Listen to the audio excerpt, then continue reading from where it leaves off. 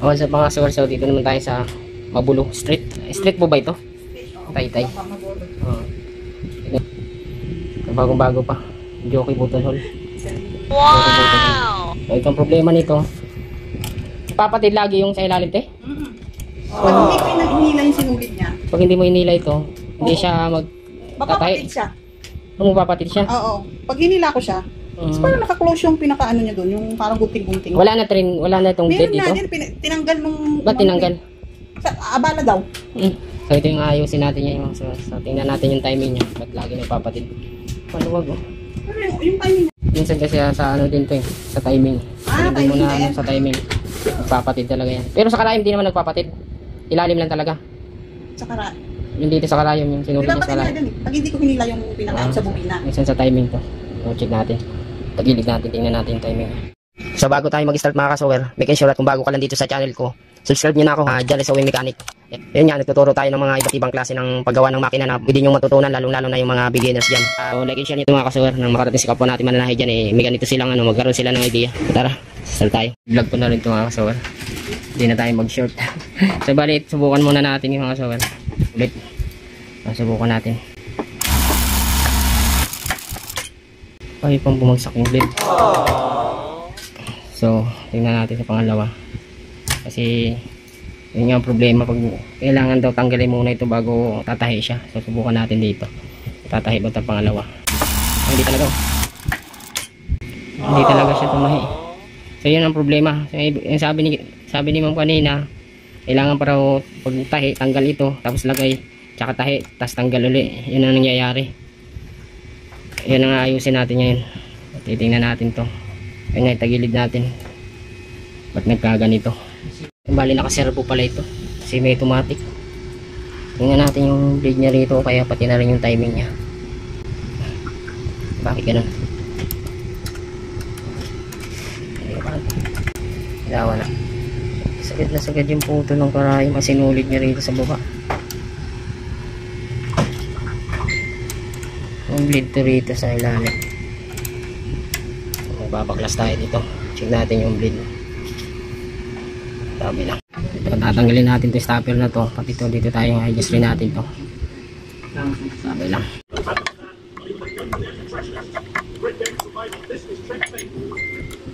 Nako. Maluwag. Tanggal na. Ito yan. Puto lang retainer. Tanggal.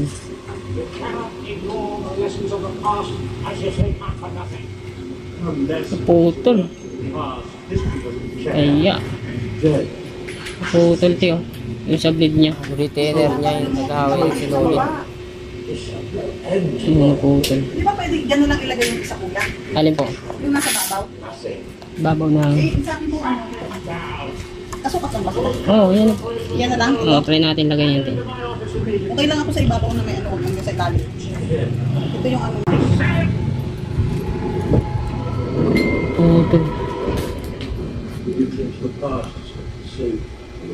A few moments later. Hindi na tayo nakaabot ng bilihan ng pyesa. Balik na lang muna natin para may magamit ang mayari. Skip na natin. Mawagan na natin. Tulak na natin yung bagya. Sagad natin. Yan. Sige.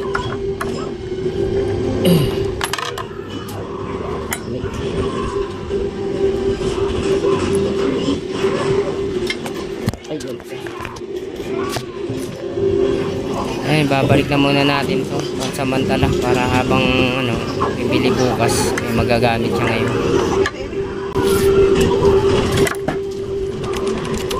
Saan nyo ito in-order sa Manila?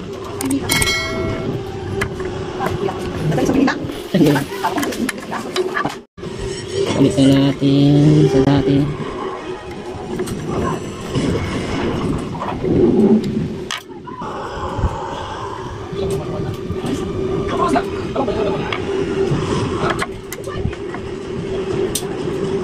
Skip.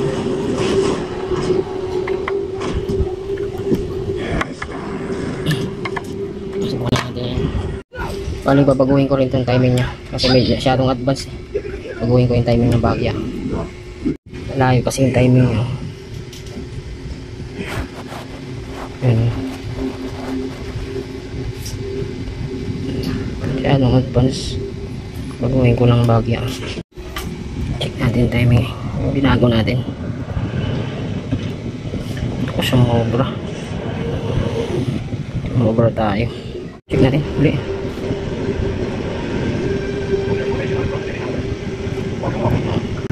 Ayan. Pwede na to. Kailangan talaga sa pinakatasan talaga ng butas ang timing yan. Pwede na to. Ayan, balik na natin siya. Few minutes later. So ito muna mga kasir, tinanggal ko muna yung mga parts ng blade niya sa ilalim. Na nakabili na ng pyesa, tsaka na natin ibalik. So ito yung naputol mga kasir, yung retainer niya ng blade, ipangawin sinulit. Subukan na natin sa may-aring ginawa natin. So bali, ang ginawa natin mga kasir kasi may naputol nga ito. Yung naputol, yung sa blade niya. Hindi ko na muna ikinabit yung blade. Bibilang ko na lang muna, tsaka na natin ikabit pag nakapili tayo, no? Ay, ganyan spacing. Tapos sinadjust na rin natin yung timing. Hindi ko pupiti ko na pati alin. Ganun na lang muna. Ganun na nga. Tsagaan mo muna nung makabili. Haling ko pala bukas, wala sila nito. Baka sa Lonis. Ito. Eh ano to, wala to. Yan kasama rin yan. Kasama yan sa... Pag bumili ka nito, isang buong ganyan. Hindi, makakabili tayo nito. Ah, pwede titingnan pa. natin kasi. Sana, eh. Hindi ko gagalawin to, kuya. Ano pa yung model nito? 718 lang din. Yan na ang model niya ngayon. Nakaserbo. Okay naman siya. Yun nga lang. Dahil pang ano lang. Pansamantagal. Kuya, kasi bakit na ako naman. Hindi, okay. Hindi na? Oo. Hindi ko pinapapo ang asawa ko dito kasi baka masira niya yung ako lang. Sige. Ako lang ang nakasira nito. Para subscriber mo ako. Oo, sige. Jan Ray Jan na. Ray sa Wing Mechanic. Sabi ko nga, dati, may commercial yung ano niya, galing. Nakikita mo, may gawin ka. Oo, nakikita na talaga. Okay naman na kuya. Yun, So, bali yun na lang, yung blade na lang ikakabit natin, babalikan natin yan. Para wala siyang, para mag-cut siya sa ilalim. The next day. So what's up mga kasawar, so to be continue tayo dito sa Taytay. Ito yung button hole. So ito nga yung hindi nagkakat yung cutter niya, cutter thread niya sa ilalim. So may nabili na tayo ng pyesa, kaya ito, kakabit na natin. So ito yung pyesa dyan, yung naputol sa cutter blade niya sa ilalim. So yun nga, at ano natin to, tutuwad natin. Ayan, kakabit yan. Bali, tatanggalin na natin lahat muna ito para makita nyo. Kasi dito natin yung ikakabit sa blade, naputol siya dito. Ayan, tanggalin natin yung stopper nya. Tanggalin na rin natin to para malinaw-linaw, para maluwag-luwag. Yung aso te, nakabala.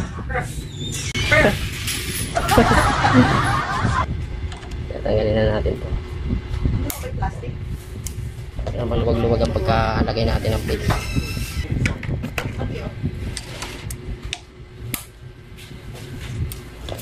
Ikutin na natin yan.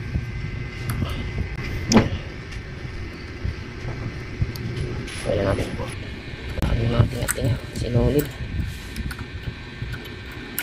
So, tatanggalin ko muna ito. Ito kasi yung nagkakat. Ayan. Ito yung kaputol nya. So tatanggalin ko to. So, bago natin to tatanggalin din natin to. Yung plato nya rito. Dito muna tayo. Ayan, tanggal na. Angat natin.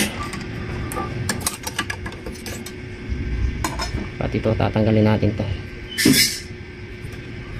Apat na tornilyo. Ayan, tanggal na natin. Dito yan.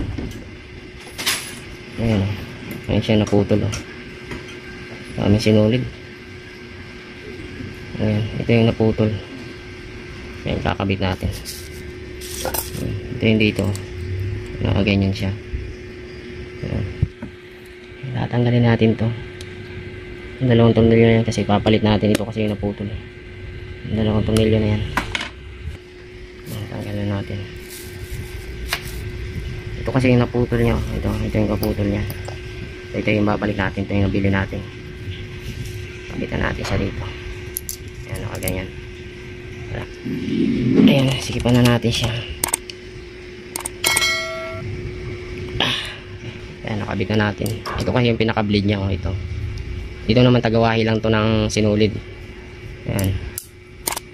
Kaya nung inayos natin nung unang punta natin dito, laging walang natitirang sinulid. Kumbaga, yung sa ano niya, yung sa bobbing kiss niya, sagad talagang putol. Kasi yan, naputol ito. Walang naghahawi ng sinulid niya. So ito ikakabit na uli natin, ibalik na natin. Ikabit na natin siya, ibalik na natin. At ito, balik na rin natin to. Mamaya, dito muna tayo sa ilalim. Few minutes later. So ayan na siya mga kasura, ibalik na natin siya lahat. Ayan. Okay na to. So, subukan na natin, ibalik na rin natin dito yung rotating hook niya. Shuttle hook. Nang masubukan na natin siya.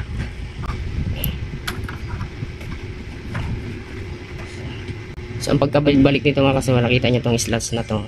Dapat dito to. O kaya ito nakikita nyo to. Dapat dito yan. Yan dito. Pag ganyan lang siya. Pag ganyan lang. Ikabit na natin siya ngayon.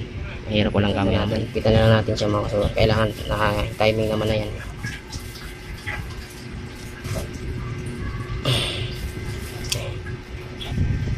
Isa. Ayan, kailangan ito pantay ito rito. Sakit na yan. Kapit natin, stopper nya. Dapat yung taas dito. Ganyan siya. Parang high speed din to eh. Kailangan to yun. Dito makakawala. Kasi pag nakawala yan, ikot-ikot ito. Ayan, dapat dito naka-stopper, nakaganyan. Ayan, nakaganyan siya. Ayan na siya mga sir. Ayan, kailangan ito, hindi ito makakawala. Parang high speed lang din yan eh. Kasi pag umikot-ikot yan, wala. Magbabalik ang karayom yan. O, dito naman tayo sa taas. So check natin mga kasama kung gumana. Check natin. Gumana nga siya. Hindi na, okay na siya. Ano nga yung Facebook account mo ba? Kapalo mo kita sa Facebook? John Ray Kasuwer. Meron din kuya, di ba? Hindi, Kasuwer naman dun. Sa YouTube kasi, sewing mechanic eh. John Ray Kasuwer. Ayan, okay na siya. Kasuwer. Oo. S-E-W-E-R. Saka.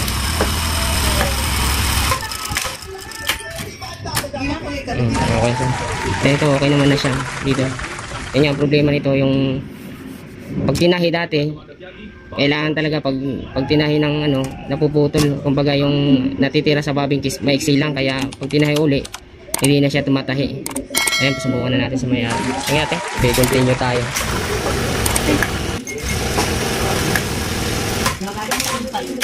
Kasi yung timing ko. Ah? Yung timing ko nung nakaraan mo, ang ganda kasi. Hindi talaga nagtatago. Hindi talaga siya talaga. Okay, ang ganda naman. Sige pati.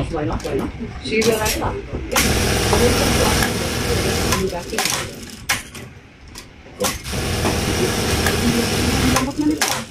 Lambot na pa ka na. Ang sakit ng legs ko dito kuya. Ang tigas kasi. Ano ginawa mo? Di kasi ano yan dito sa blade niya eh. Kumbaga ano yan dito sa blade, connect na. Konektado yan dito sa blade. Okay na. Ayos. So ayun siya makasula, naayos na natin yan. Kasi nung unang ginawa ko nito, talagang naputol yung yung sa blade niya, yung tagahawi ng sinulid. Kaya nga, anong nangyari, yung problema nito, pag tahi pa lang, pangalawang tahi, hindi na siya tumatahi. Yun ang problema nito kasi nga, naputol yung sa tagahawi ng sinulid. Eh, yung binalikan natin, pinabit natin, kabili naman tayo dito lang din sa Taytay. So ayun, sana may natutunan kayo sa ginawa natin dito mga kasawaryo niya. Yung problema ay maiksi lang yung natitira sa bobbing kiss niya. So ayun, shout out dyan kay Ma'am Emily. Salamat sa tiwala sa paggawa sa Puton Julian. Eh sa mga gusto magpa-service dyan, may mga video tayo dyan sa screen yung number ko, dyan nyo na lang kukontakin. O kaya sa mga comment section, nandyan rin yung contact natin. Comment na lang din kayo dyan, tsaka PM nyo na lang din pala ako sa sa IP page natin, John Ray Kasuwer, tsaka pakipalo na rin. So ayun, hanggang dito na lang. Salamat.